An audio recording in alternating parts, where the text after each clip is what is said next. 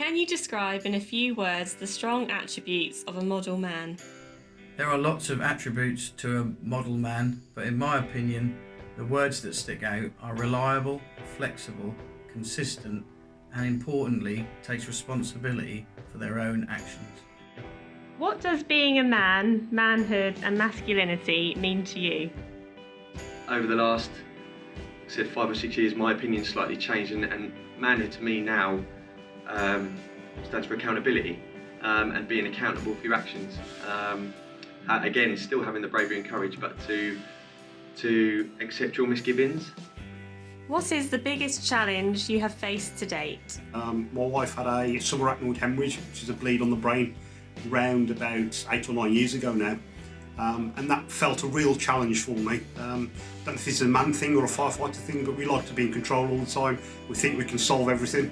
And this was a time where I definitely couldn't do anything. I had to rely on the doctors and the medical staff to do something about this. And it was probably the first time I'd really focused on my own mental health as well. Can you summarise in a few words what positive masculinity looks like to you? To me, it's showing my own son to be open with his feelings and share his concerns, not only with me, but also in supporting others. Do you think phrases such as man up and men don't cry and that's not very manly are useful? Right, I've come from a background where all three sayings have been thrown at me. From a personal standpoint now, I think if somebody told me to man up, I would certainly look to address it. I would stand up and speak about my problems rather than bottling them up. What do you do to improve your own mental health?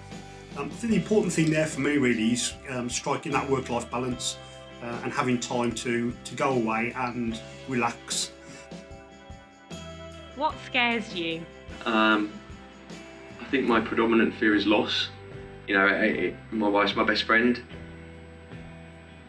I would hate to lose her because I felt like I couldn't tell her something, because I felt like she would react badly to something that I didn't tell her. Why are men more likely to take their own lives than women? And probably less likely to open up to people and seek help. So I think, once you're bottling things, that can cause those issues, bottle them and keep them inside, I think that is probably the reason. What can men and women do to change this suicide statistic? This sad statistic can be changed by men and women opening up and importantly listening to each other.